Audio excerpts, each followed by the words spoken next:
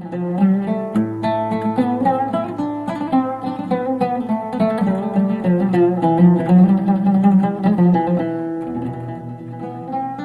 خوای بەخشندەی میهرەبان بینەرانی عزیز و خۆشەویست، جارێکی تر سڵاوی خوای گەورەتان لێبێ. خۆم بە خۆشحاڵ و بەختەوەرزانم لە مەڵقەی بەرنامەی بەفەڕ پێتان ئەگەمەوە.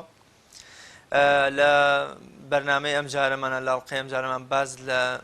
دیاردەیەکەکەین کە بە درێژایی مێژووی پێغەمبەران هەبووە و مرۆڤەکان بەکاریان هێناوە. ئەویش بریتی بووە لە بەکارهێنانی ئاین یا مەبەستەکانی ئاین بۆ مەرامی شەخسی و بۆ بەرژەوەندی تاکە کەسی. بێگومان خوای گەورە لۆمە سەرزەنشتێکی زۆری قەشە و ڕاهیبەکانی جوولەکە و نەساڕاکە بەوەی کە ئاەتەکانی خۆیان حەقی خۆیان شاردۆتەوە لە بەرامبەر مشتێ پارەیان بەندێ بەرژەوەندی شەخسی خۆیان و حەقیان کردوتە ناحەق و ناحەقیشیان کردوتە حەق بۆ خەڵک و خەڵکیش سەرگەردان و سەرلێشێوا بووە. ئایا لەم سەردەمەدا یا لە ئاینی پیرۆزی ئیسلامدا بەکارهێنانی ئاین، بەکارهێنانی فرموودەکانی پێغەمبەری خوا صلی الله علیه وسلم، قورئان یا زۆر جار ئەو شتێک کە پێی دەگوترێت زانستی نەبەوی یا طبی نەبەوی بۆ بەرژەوەندی شەخسی و زۆر شتی دیکە تا چەند هەیە و ئاینی پیرۆزی ئیسلام چۆن هەڕەشە لەو کەسانە دەکات کە ئاین بۆ بەرژەوەندی شەخسی خۆیان بەکارێنن. بۆ مەبەستە من ئەمجارە لەگەڵ زۆر بەڕێ جەنابی مامۆستا شێخ عەلاءالدین سەنگاوی زانای ئاینی باز لە خراپی بەکارهێنانی ئاینەکەین بۆ مەرام و بەرژەوەندی تاکە کەسی. جەنابی مامۆستا زۆر زۆر سوپاس دەکەم، خۆی گەورە پاداشت باتەوە کە دەرفەتت پێبەخشین. جزاكم الله خيرا. الحمد لله والصلاة والسلام على خير خلقه محمد رسول الله وعلى آله وأصحابه ومن دعا بدعوته إلى يوم اللقاء. بخير بن يا أخوة سرچاو جزاكم الله خير. أخوي قبل پاداش بخير تنباتو يا ربي براسي أم دیاردەیە لە ئەمڕۆدا زۆر کون و قژبنی گرتوێتەوە، زۆر خەڵکی پێوە سەرقاڵ بووە، زۆر کەس پێوە ماندووە، هەم لە ڕووی دینیەکەەوە خامامەسایان پێوە ماندوون و هەم لە لای لە ناو کۆمەلگایشە کۆمەڵی خەڵک پێوە مەشغوڵ بووە و پێوە ماندوو بووە. بەڕاستی جێ خۆیەتی ئەمڕۆ ئەم بەرنمەیە بدەینە گوێی خەڵکە و خەڵکی لە ئاگدارکەیتەوە. دیارەخۆ ئەلحەمدوللا خەڵکیش تا حدێک ئاگدارە، بەڵام ئەوەی کە پێویست و زەرور بێ بۆ ئێمەی موسڵمان ئەوەیەکەوە ئەوەی کە خوای پەروەردگار بە پێغەمبەرەکەمانە ناردوێتی صلی الله عليه وسلم و پێمانی ڕاگەیانووە، ئەوە جێبەجێکەین و شوێن ئەوە بکەوین و شوێن خرافات و شتی لاوەکی و ئەو شتانێکەوە لە فەرمودەی پێغەمبەرانیە صلی الله عليه وسلم یان پێغەمبەری خوا ئینکاری لێ کردووە یان نەهی لێ کردووە، ئێمە خۆمانی لێ پارێزین. ئەوە شتێکی باش و پیرۆز و چاک و مبارەکە. قورئان پێمانە فەرمێ کتاب أنزلناه إليك لتدبر آياته وليتدبر أولو الألباب. ئەم قورئانەکە خواینا گەورە و میهرەبان ناردێتی بۆ ئێمە و ئاەتەکانی ڕوون کردوێتەوە قورئانێکی پیرۆزە کە مادام قورئانێکی پیرۆزە و بۆ ئەوەی ناردووەکەوە ئینسانە خاوەن عەقڵەکان بیر بکەنەوە تیا، یعنی فکر بکەنەوە، تێبکۆشن، بزانن کەوا ئەم قورئانە لە لای خوای پەروەردگار و هاتووە بۆچی هاتووە. بۆ ئەوە هاتووەکەوا مرۆڤەکان ڕزگارکە لە مرۆڤپەرستی بۆ خواپەرستی، بۆ پەنابردن بۆ لە پەنابردن بۆ مرۆڤ بۆ پەنابردن بۆ خوای پەروەردگار. خوای گەورە ئەم پێغەمبەرکە خۆ کاتێکە پێغەمبەر هات هەمووتان ئەزانن کەوا عالەم بەگشتی و عالەمی عەرەبی بە تایبەتی لە ناو زەلکاوێکی وێرانی و ماڵکاولی و یعنی دوور لە ئەخلاقی و دوور لە ڕەوشتی و دوور لە هەموو شتێکا هەبوو، بەڵام خوای گەورە ئەم قورئانی نارد و خەڵکانێکی پێ پاک کردەوە، پێ سەرخست و پێ چاک کرد و پێ پاک کرد کە ئەسڵەن یعنی وەکو مرۆڤ تەعاملیان ناکەن لە ناو کۆمەلگادا. کەوا بۆ هەر کەسێ شوێن ئەم قورئانەکەوێ هەر شوێن ئەم بەرنامە بکەوێ پاک و خاوێن و بێگەرد و بێ موشکلات. مامۆستا هۆکار چییە کاتێک کە ئاین بۆ خۆشبەختی مرۆڤەکان هاتووە؟ قورئانە فەرمێ وەلەقەد بەعەثنا فی کولی ئومەتی ڕەسوولا ئەن اعبدوا الله واجتەنبوا الطاغوت. مەبەستمەوەی بۆچی هەر لە ناو ئایندا مرۆڤانێک دروزە بن وەکۆی چۆن کە قورئان لۆمە و سەرزەنشتی قەشە و ڕاهیبەکانە کاوانی پێش پێغەمبەرێتی خۆم محەممەد صلی الله عليه وسلم، بۆچی لە ئێستاشدا لە ڕابردووشدا خەڵکانێک هەبوون کاتێ ئاین بۆ چارەسەری مرۆڤەکان هاتووە بەڵام کردویانەتەوە بە دەرد و بە نەخۆشیەک بۆ بەرژەوەندی خۆیان دژی خەڵک. خۆی کە هەموو کاتێ هەموو سەردەمێک لە هەموو پێغەمبەرانێک هەموو پێغەمبەرانێک وەکو وتراوە هەموو موسایە فێرعەونێکی هەبووە لە هەموو سەردەمێکە کۆمەڵە خەڵکی باشە و کۆمەڵە خەڵکی خراپیش هەیە. بەڵام مامۆستا زۆر جار ئەمانە لەژێر بەرگی ئاینەکە بوون واتە فیرعەون و دژەدین نەبوون. بۆ نمونە هیوامان هەیە بە ناوی ساحیر و نازام جنۆکە دەرهێنان و هیوامان هەیە بە ناویەوەی کە خۆی بە کەسێکی مبارەک ئەزانێ خەڵک فریوەدا. خۆی قورئان ئاماژەی بۆ هەردوو تەرەف و هەردوو تاقمەکە کردووە. قورئانە فەرمێ و من الناس من يشري نفسه ابتغاء مرضات الله والله رؤوف بالعباد. ومن الناس وخوای گەورە فەرمێ کۆمەڵە خەڵکیش کۆمەڵی خەڵکی تریش هەیە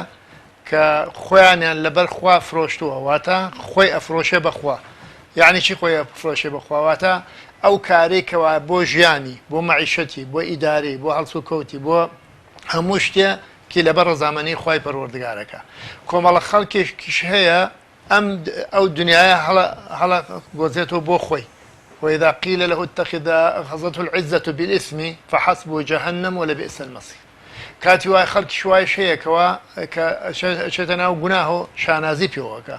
خۆی پێگەورەکە خۆی پێ دەرەخە. بەڵێ خەڵکێک هەیە کە لەم عەسر و زروفا خۆی کردوتە دوعانوس، خۆی کردوتە مفتی، خۆی کردوتە قازی، خۆی کردوتە بەڕێوەبەر. هیچ شان نییە لە حەقیقەتە، هیچ شان نییە، هیچ شان نییە. لەبەرەوە نە قازیە وەکو حکومکە، نە مفتیە کە بڕیار دەرکە، نە عالمە کە وەکو زانایەک عەمەل بە قورئان و سونەت بکە. ئەی چیە تەنها بەرژەوەندیەکی کەمی دنیایی وای لێ کردووە کە کۆمەڵە خەڵکێکی عەوام دەوری بدەن و کۆمەڵێ هەنێ پاریان لێ بسێنێ بۆ بەرژەوەندی و ژیانی دنیایی خۆی و هیچکە. یعنی بۆ ئەوە نییە کە کۆمەلگا بخاتە سەر ڕێگەی ڕاست. خۆی ئەم ئیسلامەکە هاتووە جیاوازی نەخستۆتە بینی مرۆڤەکان، ئەمە کووردە ئەوە عەرەبە، ئەمە خوێنەوارە ئەوە نەخوێنەوارە، ئەمە شاریە ئەمە لادیەیە. ئەم قورئانە ئەم ئیسلامە هاتووە بۆ بەختەوەری کۆمەلگا بەگشتی. وما ئەرسەلناکە ئیلا ڕەحمەتەن للعالەمین. مادام پێغەمبەرێک خوای گەورە بە ڕەحمەت ناتبەتی بۆ هەموو گرۆهی بەشەریەت کەوا بۆ ئەبێ ئەو بەشەرانە کە بەڕاستی شوێن کەوتەی پێغەمبەرن و شوێنکەی قورئانە بن ئەوانە سەرفەراز و ڕووسوری دنیا و قیامەتن. ئەوانە خەڵکانێکن کە خەڵک ناخەڵەتێنن، دەستی خەڵک نابڕن، غەش ناکەن، فێڵ ناکەن و خەڵک ناچەوسێننەوە، زوڵم لە خەڵک ناکەن. ئەوانەیە یعنی ئەم ئیسلامەکە هاتووە بۆ ئەوە هاتووەکەوە خەڵک نەخەڵەتێنێت. هەموو زۆر جار مامۆستاکان بەڕێزەکان لە وتاری جومعەکانە لە مۆعیزەکانە پێمان ئەڵێن پێغەمبەر صلی الله عليه وسلم دایە لای کابرایەکی گەنم فرۆشە و گەدا دەستی کە سەیریکە گەنمەکەی لە تەڕا لە ژێرە تەڕە و لە سەرەوە وشکە فەرمووی بۆ ئەو تەڕێی ناخێتەوە سەرەوە بۆ ئەم گەنمە تەرکردەوەتی ئەوە باران لێداوای و فەرمووی بۆ تەڕەکەی ناخێتە سەرەوە با تا خاوەن مشتریەکان بزانن کەەوە ئەم گەنمەی تۆ لە ژێرەوە تەڕە چونکم ئەمە قورسە بێ بەهۆی تەڕێکەوە. من غەشەنا فەلەیسە منا. جا من غەشەنا فەلەیسە منا زانایان ئەفەرموون ئەلێرا شێخی ئیبن کەثیر زۆرشی جوانی هێناوە. ئەفەرمێ هەر کەسێ هەر عالمێ علمەکەی لە جێی خۆیان جێبەجێ نەکرد، حرامی حەڵال کرد بۆ خەڵک، بۆ دڵی کابرای کەوا داوای فتوای لێەکە. هەر دکتۆرێک هات زانستی توبیەکەی بۆ ئەو بەکارهێنا لەبەر مەسلحەتی خۆی ئەو تەقریرەی کە داوای لێەکەن گۆڕی، یان مناڵێکی ئیجهاز کرد، مناڵێکی لەبار برد لەبەر خاتری کۆمەڵێ پارە، یان مۆزەفێکی دایرەیەک هات ئەو کتابەی پێش خست لەبەر خاتر هەنێ پارە کە دایان پێی، یان ئەو تاجیرەیەکەوە شدێنێ شتێکی یعنی نائەسلی بە ئەسڵ فرۆشت بە خەڵک بۆ لەبەر خاتری کۆمەڵێ پارە فەرمێ ئەمە هەمووی ئەچێتە زیمنی ئەوە کە پێغەمبەری خوا فەرمێ من غەشەنا فەلەیسە منا. واتە ئینسان ئەلێرەوە بۆی دەرەکەوێت کە ئەوانەی کەوا خەڵکە خەڵەتێن بە ناوی دوعاوە مەسەلەن، یان بە ناوی سیحر و جادووە، یان بە ناوی ئەستێرەگەریوە، ئەڵێ من ئەزانم کەوا ئەم ئەو ئەستێرە چۆ فڵان شوێن فڵان شتی ڕووەدا، یان لە فڵان شوێن و هەڵبێ لە فلان شوێن بارانە بارەیان لە فلان شوێن بۆمە لەرزە ئەبێیان لە فلان شوێن خەڵکە کوشریان لە فلان شوێن قەتل و قتال دروستە بێ ئەمە هەمووی ئەشێتە بابی ئەو فەرمودەوە کە شەیخ ئیبن کەثیر فەرمێ ئەمە هەمووی لە ضمنی ئەو فەرمودەی پێغەمبەر صلی الله علیه و سلم کە ئەشێتە بابی غەش و خیانەت و فێڵکردنەوە لە خەڵک. زۆر باش مامۆستا لە ئێستادا شتێک برەوی هەیە بازاڕی گەرمە بە ناوی تۆبی نەبەویەوە ینی بەڵێ ئێمە باوەڕمان بەم زانستە هەیە کە پێغەمبەری خوا صلی الله علیه و سلم شفای بەشێ لە نەخۆشیەکانی دۆزیوەتەوە یا چارەسەرەکەی دۆزیوەتەوە شفاش بەدەستی خوا بوو بەڵام لە ئێستادا خەڵکێک بۆ گیرفان پڕکردن خەڵکێک بۆ بازرگانی خەڵکێک بۆ خۆژیاندن لە هەوڵی بۆمە یام زۆر جار شتێکی قێزەون و نەخوازرای ژۆکەوەی کە پێغەمبەری خوا فەرمێ صلی الله علیه و سلم شفا لە شتی پیسان نییە بەڵام ئەم دەچێت کۆمەڵێ شتی قێزەونی ناشیا و دەرخواردی خەڵگەدا کۆمەڵێ شتێکەوە هیچ سوودێکی تەندروستی نییە ناویشی لە ناوە طبی نەبەوی ئایا چی بکرێ کە ڕێ لەم جۆرە بازرگانیەکردنە بە دینەوە بگیرێکە خەڵکێ بە ناوی پێغەمبەر و طبی نەبەویەوە صلی الله علیه و سلم خەڵک فری و نەدا و گیرفانی خۆی پڕ ناکە. وڵا دوو شت توانێت بە دوو شت ڕێگری لەو کارانم کرد کە مامۆستا ڕاضی ئەمەجار هەر خۆی تا چەند شتکردەوەیەکی ناپەسەندە. یەکەم بە حاڵی بوون و تێگەیشتن لە دین لە ئیسلام یەکەم شتە بێ ئینسان لە دین لە ئیسلام حاڵی ببێ ئەو وەختە ناچێ بەلای کابرا لە کە شتێکی پێڵێ کە خلافی شەرعەکەی خۆیەتی ئەخۆ لای ئێمە کۆمەڵی شتکە هەیە حرامە خواردنی حرامە باشە کە مادام تۆ زانیت خواردنی حرامە هەر شتێکیش خوا حرام بوو پێغەمبەری خوا صلی الله علیه و سلم فەرمێ شیفای تیا نییە کەوا مادام شیفای نییە ئەم پیاوە ئەگەر موسڵمان بێ بەڕاستی نابێ بچێ بەلای کەوا بوو ئەزانێ ئەم کەسە ئەمە درۆەکە چکم ئەگە درۆ نەکە مخالیفی فەرمودەگەی پێغەمبەر ناجوڵێتەوە خۆی ئەمە لە خۆی هەر لە خۆی ئاگابرا خۆ ئەگە شارەزا بێ معلوماتێکی هەبێ هەر لە خۆی ئەزانێ کە ئەمە درۆەکە بۆ چونکم پێغەمبەری خوا فەرمێ صلی الله علیه و سلم هەر شتێ حرام بوو شیفایتیان نییە خۆکە عەرەقکە حرام بوو کابرایان بیرە کە کابرا ئەیخواتەوە لە یەک حاڵەتەکە لە ئیسلامە جیازراوە کە بیخواتەوەش بۆ شیفانە بۆ ڕزگاربوون بۆی کە کەسێکە مەسەلا تیکەیە لە قورگیا گیرە بێ هیچ ئاوێ خواردنی شتێکی دەست ناکەوێت ناداتە لای کەسێکە سەرەکە بیرەیەکی یان عەرەقێکی داناوە بۆی هەیە یەک قومێکی لێ بخوات و بۆی کەوا ڕزگاری ببێ لەو خنکاندنە لە ڕزگای حیاتی ڕزگارکە لەو حاڵەتانە بێ بە هیچ شێوەیە جایز نییە شتی حرام بەکات بهێنرێ بۆ ئەوەی کەوا دکتۆری پێ بکرێ ئەم شتانە هەمووی ئەچێتە بابی خۆخەڵەتانن و خەڵخەڵەتانن و یعنی غافڵبوون لە دین ها پێغەمبەر صلی الله علیه وسلم فەرمێ إذا لم تستحي من الله فافعل ما شئت کاتێککە ئینسان حیا و شەرمی لە خوا نەکرد چی ئارزوویەتی ئەیکا ئەم کەسانە بە قەناعەتی من ئەچێتە بابی ئەوەکەوە شەرم لە خوا ناکەن بۆیە خەڵکە خەڵەتێنێ بۆیە ئەچێ فێڵەکە بە ناوی قورئان و بە ناوی ئیسلامەوە پەنا بەخوا هەیە ئەڵێن وەکو من لەوانەیە کە خەڵک بۆی گەڕامەوە کابرا قورئانی داناوە بە زاهیری بەڵام شتێکی بەم کەسە وتووە شتێکی لەگەڵ ئەم کەسە کردووە خلافی قورئان بووە خلافی سنەتی پێغەمبەر بووە خلافی لە بەرنامەیەکە گوێم لێ بۆ ئەی کابرا چووە یعنی تەحەدای ناموسی لە ئەفرەدەیە کردەوە بە ناوی دوعاوە ئێمە کەواتە ڕۆڵی زانە عەمامە پاکەکانی وەکو بەڕێستان هەم وەکو زانایەکی پایەبەرز هەم وەکەوەی کە لە لیژنەی فتوایە بۆچی تا ئێستا بە فتوایەک بە کۆمەڵێ بە کەمپینێکی مزگەوتەکان بە کۆبوونەوەی زانایان بە نووسینێ بە فتوایەک ڕێ لەم کردەوە قێزەونە نەگیراوە ینی بۆ نمونە بۆچی جەنابت و مەلایەکی فریودەر لەگەڵ ڕێزمان بۆ جەناب وەکو یەک حساب بۆ بکرێ خەڵکێک پێی وابێ مادام مامۆستا عەلادین مێزەرەی سپی بەسەرەوەی و کەسێکی تریش هەر بە ناوی مەلایەکی فریودەرەوە مێزەری لەسەرە هەردووکیان لە یەک تەبەقە حساب بکرێت بۆچی مامۆستایانی ئاینی هەوڵیان نەداوە بەرگریە بەر بەم کردەوە قێزەونە بکرێت کە لەژێر پەردەی ئاینە خەڵک ڕوتێنرێتەوە دەست درێژیەکرێتە سەر خەڵک و خەڵک فریوە درێ و چارە سەریش ناکرێن خۆی قورئانە فەرمێ ولا تأكلوا أموالكم بينكم بالباطل باشە ئینسان خوای گەورە کە پێمان فەرمی ئەو کەسانی کەوا شارەزاییان هەیە و معلوماتیان هەیە ئەبێ پێش ئەوە بچێ بۆ لای کابرای ساحیر بچێ بۆ لای کابرای جادوو ئەگەر مسلمانی ڕاستەقینەیە ئەبێ بچێتە لای مامۆسایەکی ئاینی بڵێ ئایا جاییزە و دروستە من بچم بۆ لای ئەم کابرایەکە خۆی ناوناوە شێخیان خۆی ناوناوە مەلایان خۆی ناوەناوە خۆی ئێمە ڕقەی شەرعیمان هەیە ڕقەی شەرعی جائیزە و دروستە بکرێ بەڵام نەک ئەو ڕقەی شەرعیە بکرێتە هۆکارێکەوە بۆ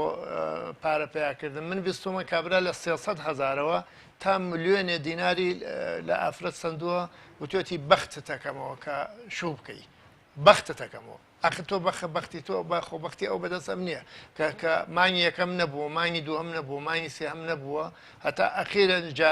ئەخیر جارن بەختەکەی لەگەڵ خۆیان کردوێتەوە یعنی ئەمە بەڕاستی خەتەرە یەک دووهەمیشان ئەمە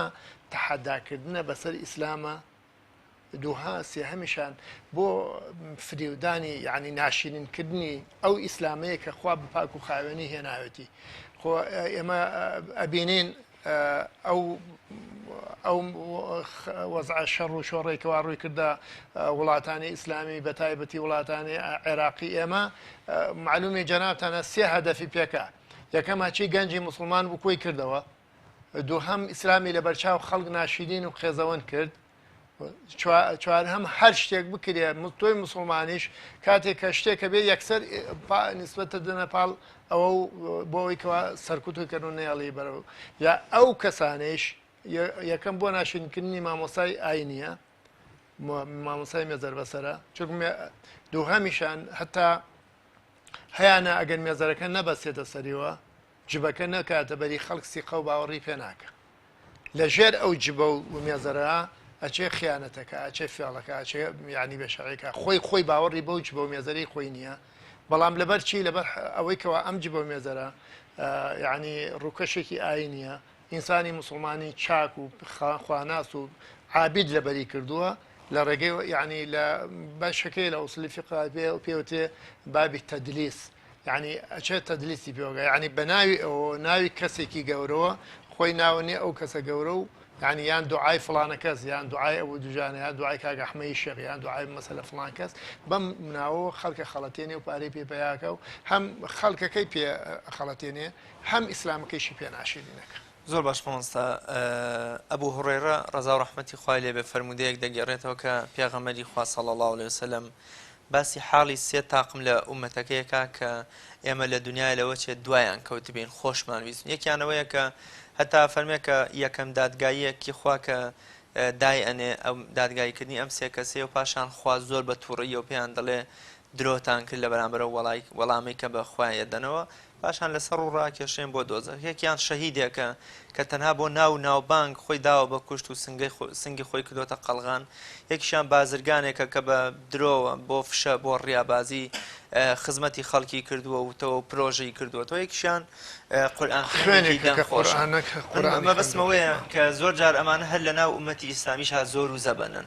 بۆ نمونە قورئان خوێنێکی دەنخۆش بەس بۆ فیز و تەکەبوری خوێنێ کەسێ خۆیدا بە کوشتەنا بۆەوەی پەیکەری بۆ بکرێ و ڕسمی بۆ هەڵواسێن پێی بگوترێ شەیدی فەرماندە و ئەوی دیکەش خێر و خێراتی زۆرمان بۆکە ئەمە هەر باسی ئەوەیە کە دینیان بۆ مەرام و بەرژەوەندی خۆیان بکەنەوە پێم خۆشە زیاتر لەسەرم بابەتە بڕۆین خۆی حقیقەتەن مامۆستا ئێمە وەکوتم ئێمە بە دووشت چارەسەری ئەو وەزعاکرێ یەکەم بە حاڵی بوون و ئاگدارکردنەوەی خەڵکەکە و شارەزابوونی خەڵک لە مۆسلە ئیسلام دووهەم بە دەسڵات ئەتوانێت ئەوانە سەرکوت بکە بانیان بکە نەیان هێڵێ سزایان بدا جەزایان لێ بچێنێ بەرگریان لێ بکە بەڵام ئەمڕۆ ناشکری نەبێ هیچیانمان نییە هیچیان لەو دوو خاڵەمان نییە ناوەتانێک کە مسلمانان ئەوەنە شارەزا و حاڵین لە دینەکەی خۆیان بزاننکەوە ئەمە فێڵبازە و دەستبڕە و چی ئەوانەیە دووهەمیشانە ئەوەیە سوڵتە و دەسڵات بەرگری لەوانە بکە و نانێڵە بەڵکو هەتا بڵێم لەوانەیە پەرەیشان پێ بدا و یارمەتیشان بدا و بڵێن هەوڵیشان بۆ بدا بۆیکەوە کەناڵیشان بۆ بکاتەوە بۆیکەوە لە ڕێگەی ئەوە کە خەڵک زیاتر و زۆرتر هۆکاریان ببێ ئێمەی مسلمان خوای پەروەردگار ئەو ئیسلامی کە ناردووە وەکو فرمودەی کە خوای گەورە فەرمێ ومن الناس من يشري نفسه ابتغاء مرضات الله والله رؤوف بالعباد. جا ابن عباس فەرمێ ئەم ئاەتە لە دەربارەی سەحابەیەک هاتە خوار و بە ناوی سوهەیبی ڕۆمی. ئەم سوهەیبە هین بوو بڵێن کەسێکی داما و لێ قەوما و ئەوانە بوو هاتە ناو مەکە لێ دەوڵەمەند بوو، زۆر دەوڵەمەند بوو. کاتێکە دەوڵەمەند بوو پێغەمبەری خوا صلی الله علیه وسلم باینکە بۆ ئیسلام کە موسڵمان بوو. دوای کاتێک پێغەمبەری خوا کۆچی کرد ئەویش ویستی کۆچ بکە. قوڕیشەکان بانیان کرد وتیان ئێمە تۆ بە فەقیری و لە هەژاری هاتوویتە دناو ئێمە، ئێستا ئەتەیە بەڵام ئێستا ئەتەیە بڕۆیت و ماڵەکەیشت بەری وەڵاهی نابێ نایڵین ماڵەکەت بەری. ئەویشوتی ئەگەر من ماڵەکەم بەم بە ئێوە ڕزگار یعنی ڕێگەم لێ بەرەڵاکەن و مەجان مەدەن بڕۆم. وتیان بەڵێ. ئەوش هەچی هەبوو دای پێیان لەبەرچی لەبەر ڕەزامەنی خوای پەروەردگار. کاتێک کە هاتە مەدینە 20 پێغەمبەری خواڵێ خۆی فەرمیاڵێ کە هاتمە مەدینە کە پێغەمبەری خوا صلی الله عليه وسلم 20 فەرمووی ربح السهيب ربح السهيب. جا ئیمامی عەلیە فەرمێ ڕزا و ڕەحمەتی خوای لێ بێ فەرمێ هیچ ئینسان تووشی بڵا نابێ ئیلا بەهۆی گوناهۆ نەبێ. هیچ وڵاتێ هیچ منتیقەیە هیچ مرۆڤێت تووشی بڵا نابێ ئیلا بەهۆی گوناهۆ نەبێ. هیچ کەسێکیش چاک نابێ ئیلا بە تەوبە نەبێت. يعني ئەو بڵای لا ناچێ ئیلا بە تەوبە نەبێ. جا وەختێکە ئەم خەڵکانە کە دروست بوونەوە هەنا لە ناو کۆمەلگادا بەوە حەلێکە حەلە بێ کە خەڵک خۆشای بێتەوە. جارێک چوو بۆ لای دوو جار چوو بۆ لای سێ جار چوو بۆ لای کەزانی هەر درۆی لەگەڵاکای کابرا نەچێتەوە بۆ لای. یعنی بۆ ئینسان ئەوە ناحاڵی بێ نوێشکەرە مسڵمانە خۆی بە ئەهلی مزگەوت دەزانێ بەڵام مشکلەیەکی بە پارەیە و نەکا یەکسەر ئەڕوا بۆ لای ساحیرێ شتێکی لێ دزێک گێتە سەری یەکسەرشە بۆ لای جادوکارێک ئەچێ بۆ لای کاهینێک. ئەمە هەمووی ناحاڵێتی ئەم ئینسانە مسڵمانەیە کە نازانێ کە پێغەمبەر صلی الله عليه وسلم فەرمێ ئەگەر هەرچی خەڵکی زەرزەوی هەیە کۆ ببێتەوە بۆ ئەوی کەوا قانجازێ بۆ تۆ بگێنێ قانجازی پێ ناگەێنێ ئیلا بۆی نەبێ کە خوای پەروەردگار بڕیاری لەسەرداوە. هەرچی سەرزەوی هەیە کۆ بێتەوە بۆی زەرەرێک لێبدا ناتوانێت ئەو زەرەرە لێبدا ئیلا بۆی نەبێت کە خوای گەورە بڕیاری لەسەرداوە. جا ئینسانی مسڵمان کە ئەگەر ئیمانی گەیشتە ئەوە قەناعەتی وای لێ ها کە باشەکان و خراپەکان بەرزەکان و نزمەکان فەقیریەکان و دەوڵەمەندەکان نەخۆشین و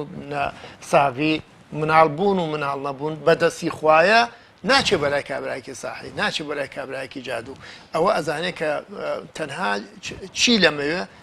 هەنێ پارەی لێ ئەوێکەوە بۆ خۆی ئیسفادەی لێ بکەویتر ئەم ئەبێ یان نابێ مشکلی خۆیەتی.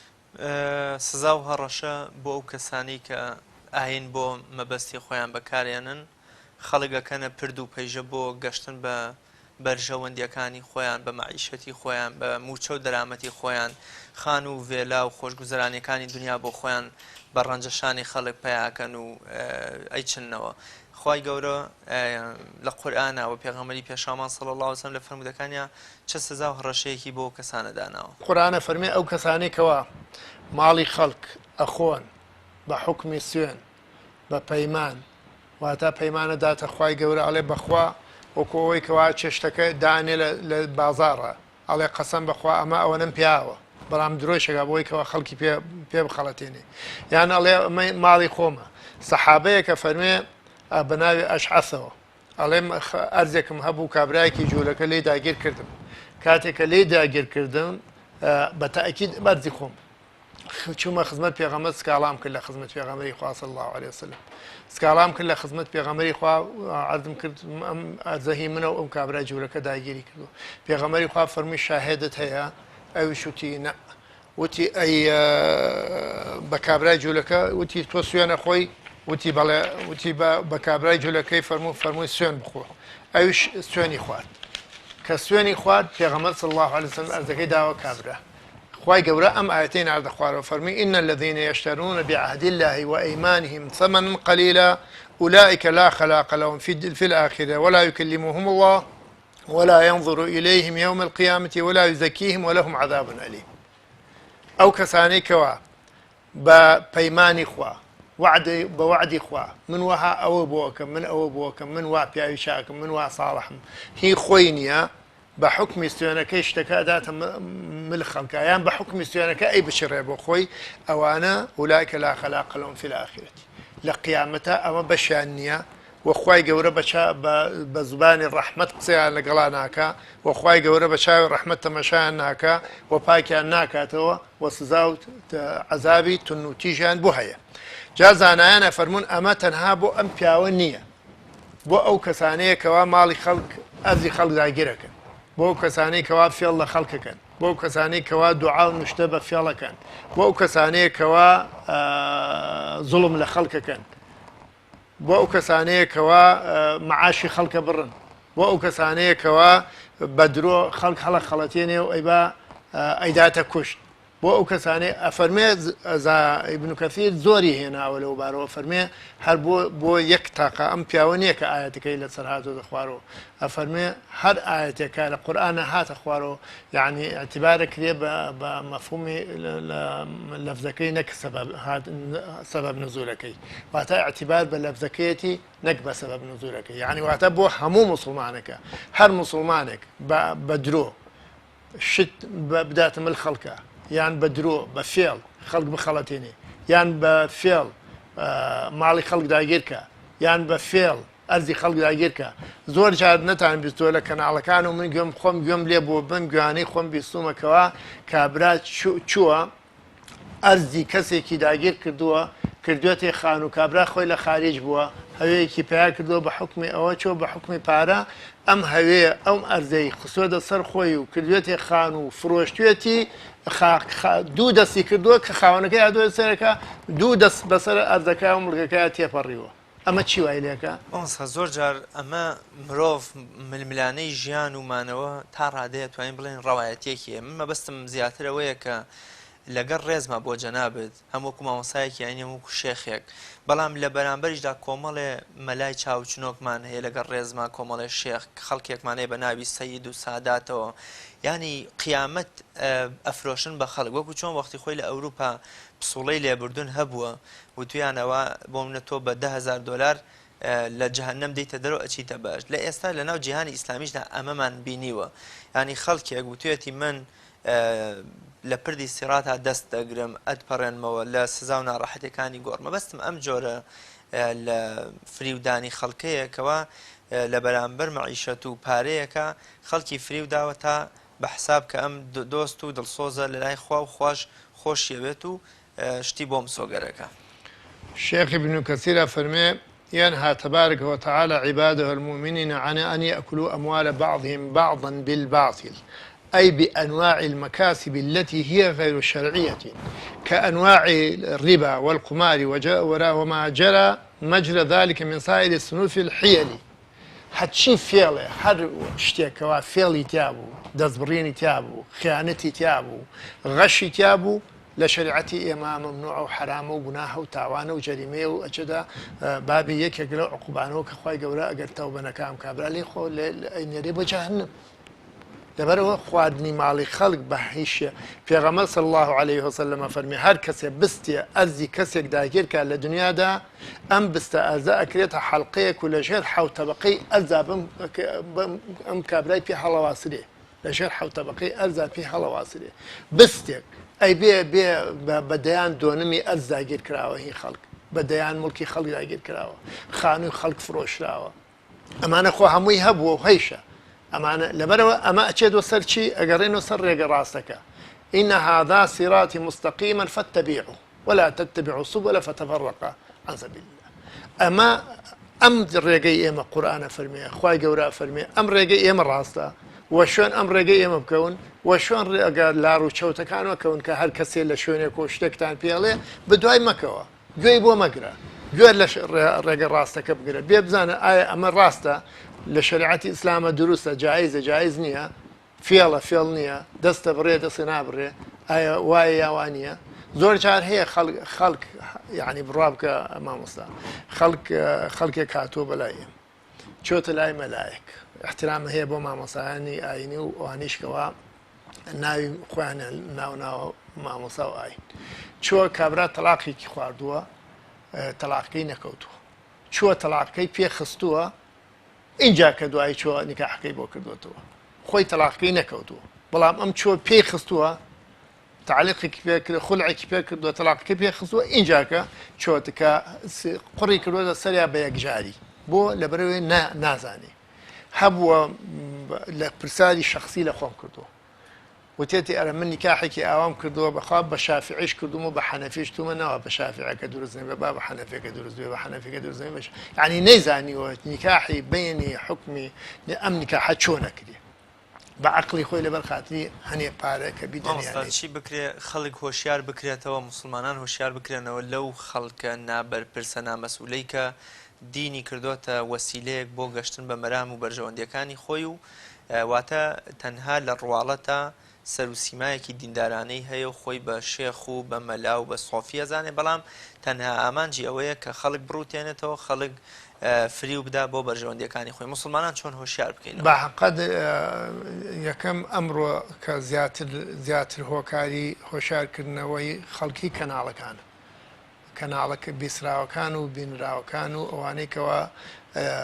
خەڵکی گویان بۆ ئەگرێ بە تایبەتی کەناڵە ئیسلامیەکان هەخوایە یعنی بەڕاستی هەوڵ بدەن زیاتر مامۆساکان بێنە سەر کەناڵەکان وتاری جومعە مامۆسا ئاینەکان لە وتاری جومعە خەڵک ئاگدار بکەنەوە هۆشیاران بکەنەوە بەڕاستی حملەیەک بکرێ بۆ ئەوەی کەوا نەک بە مامۆسایەک و بە دوو مامۆسا بە سێ مامۆساویان بە سلێمانیان بە هەولێریان بە فڵە یعنی بە یەک شوێن ناکرێم شتە یعنی با بۆ نمونە لە کوردستانی خۆمانە بە تایبەتی ئەبێ هەوڵ بدرێکەوە تعمیم بکرێت تعمیم ئەم شتە بڵاو بکرێتەوە لە ڕێگەی ئەو قافەوە یان لە ڕێگەی یەکێتی زانایانەوە یان بدرێتە کەناڵەکان مامۆسایانی ئاینی لە خوتبەکانیانە لە وتارەکانیانە ئەو مامۆسایانەی کەوا بەڕاستی خەڵگویان بۆ ئەگرێ ئەو مامۆسایانەی کە وتارەکانیان پەخشەکرێ ئەل ڕێگەی ئەوانەوە زیاتر خەڵک هۆشیار بکرێتەوە هەچەنێ بەڕاستی مامۆسا بۆ کۆتای قسەکەم حەزەکەم بووە ئێمە من لەم کاتی ئەم کۆرۆنا شتا زۆر بە خەڵکەکەمەوت کاکە تۆزێ بینتان ببێ یەک ئەو پاڵێ داوایەک ئەو هەموو کاکە با بینتان بێ بە گوێرەی ڕێنمایەکان ئەوە وتم کاکە من 30 ساڵە ئەڵێم ئەو پاڵ بدەنەیەک و ئەو پاڵ نادەنیەک و ئیسە بۆ ئەڵێم پاڵ مەدەنەیەک و پاڵە دەنەیەک و خەڵک بەڕاستی زۆر ناحاڵەیە یعنی زۆر ناحاڵەیە بۆ لە دینەکەی تێنەگەیشتووە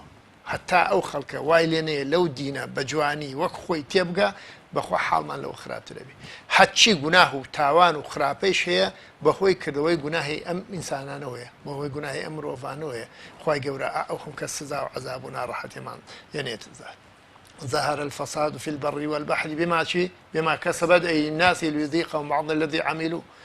لعلهم يرجعون خوا ظلم لە خەڵک ناکە بەڵام ئەو سزا و عەزاب و ناڕەحەتیانەمان پیشانەدا بۆی بگەڕێنەوە بۆی پێ حاڵی بین بۆی لێ حاڵی بین بۆی کەوا بیر بکەینەوە بۆی بە خۆمانە بچینەوە بۆی تەوبە بکەین بۆی پەشیمان بینەوە بۆی ماڵی خەڵک نەخۆین زۆر سەیرە لە هارونە ڕەشید چوو بەلای باڵوڵ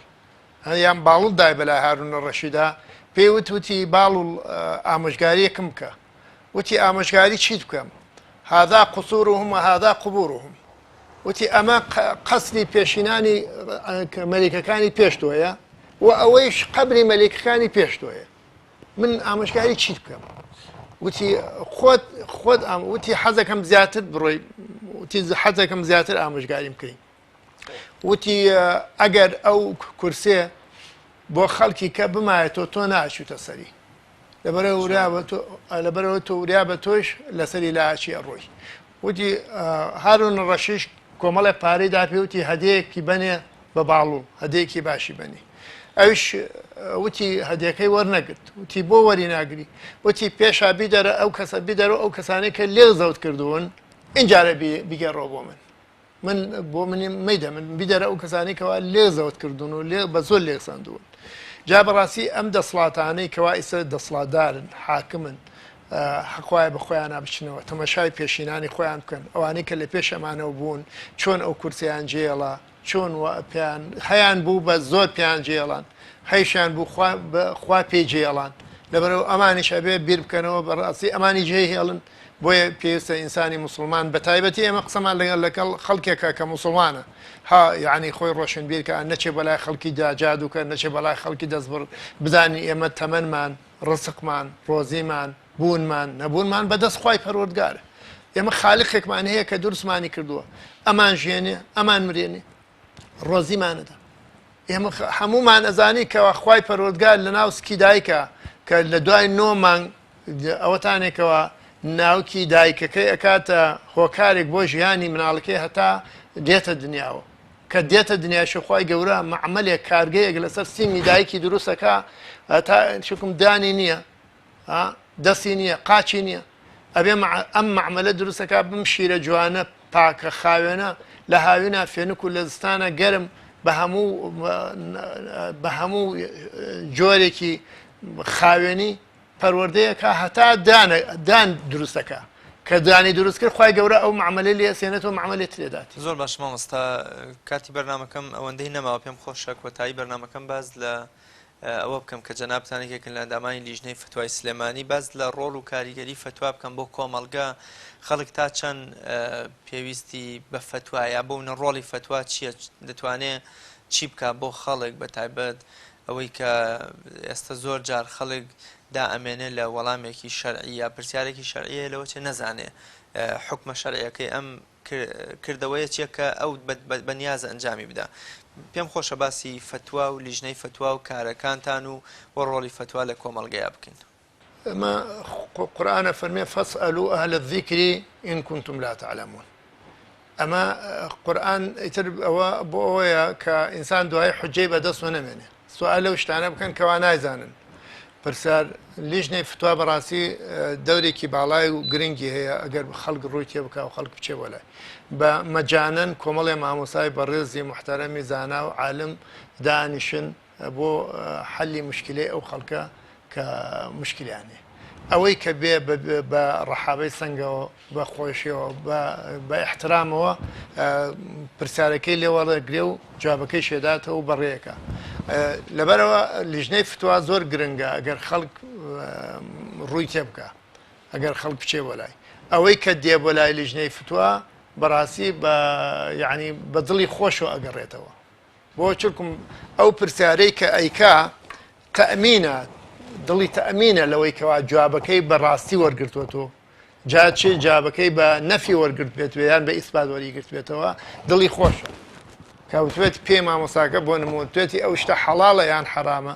یان تەلاقکەت کەوتووە یان نەکەوتووە دڵی خۆشە بەڵام ئەگەر بچێتە لای دوو لە ڕووی بەڕێستان و مامۆسایان و احترامن بۆ کەسێکە لە لا کۆڵانێکە یان جوابێکی غەڵەتی ئەداتەوە هەم خۆیشی سەری لێشەوێ هەم ئەویش سەری لێشەوێ لەبەرەوە بەڕاستی لیژنەی فتوا گرنگە بۆ کۆمەڵگا وەزەرر لە عادی سەعادەتی پێغەمبەر صلی الله عليه وسلم لە ناو هاوڵانە لیژنەی فتوا هەبووە کۆمەڵێ سەحابەی تایبەت هەبوون کە فتوایان ناوە و هاتووە هەتا درێژەی کەشاوە تا ئەم عەسر و ئەم زروفەی ئێمە ئیسەیش زەرورە خەڵک لەبەرەوەی ئەوەنە نەفام و ئەوەنە نەزان و ئەوەنە ناحاڵی دروست بووە حەقوای خەڵک پرسیارێکی هەبوو مشکلەیەکی شەرعی هەبوو ڕوون کاتە لیژنەی فتواکان بەجێدە لیژنەی فتوا مشکلەکەی بۆ حەلە بێ کێشەکەی بۆ چارەسەرەکرێ بەڵام ئەگەر بچێتە لای کەسێکەوە ئەوکو ئەوی عەزم کردی تەلاقەکەی بخاوە ئەنجارە لەباتیەوەی چاکی کاتەوە خراپێکە ئەمە خەتای خەڵکەکە خۆیەتی پێویستمان بۆ وایە کە خەڵک بەڕاستی ڕووکاتە ئەو مامۆسایانێک کە عالمن ئەوانەی کە زانان ئەوانەی کە لە لیژنەی فتوان ئەوانەی کەوا یعنی ئیماندارن زیاتر و زۆرتر زەرور ئێمە بەوەی کەوا پێویستمان بە خەڵکی ئیماندار و موسڵمانی ڕاستەقینە هەیە چونکم ئینسانی موسڵمانی ڕاستەقینە ئەگەر لەبەر کابرایش نەبێت لەبەر خۆی لەبەر قیامەتی خۆی دەستی کابرا نابڕێت زۆر باش مامۆستایان خۆی گەورە پاداشتی بەخێر بداتەوە زۆر سپاس دەکەم و ماندوومان کرد خی گەورە لە بڵاو و موسیبەتی ئەم ڕۆژگارە بمان پارێزی داواکارین لە خی گەورە ئەم ڤایرۆزی کە هاتۆتە کوردستان چه ڤایرۆزی بەشەری چه ڤایرۆسی مادی چه ڤایرۆزی معنەیی خی گەورە لە سەرمانی هەڵگرێت و ئەم قات و قڕێمان لەسەر دوور قاتەوە و خی پەروەردگار ئەوانەی کە مردوون بە شەهید قبوڵیان کە وانەی نەخۆشن خی گەورە شفایان بدا و ئەوانەی کە توش نەبوون خی گەورە بیان پارێزیێ وصلى الله وسلم على محمد وعلى آله وصحبه زۆر وسلم سپاس بۆ والسلام بەڕێز عليكم جەنابی مامۆستا شێخ عەلاءالدین سەنگاوی زانای ئاینی کە میوانی ئەمجارەی بەرنامەی بەفەڕ بووی. زۆر سپاس دەکەم. بەڵێ بینەرانی عەزیز و خۆشەویست بەم شێوەیە هاتمە کۆتای ئەڵقەی ئەم جارەشمان تا بە یەکگەشتنەوەی تر لە ئەڵقەیەکی تردا بەخوای گەورە مێرەبانتان ئەسپێرم. خواتان لەگەڵ.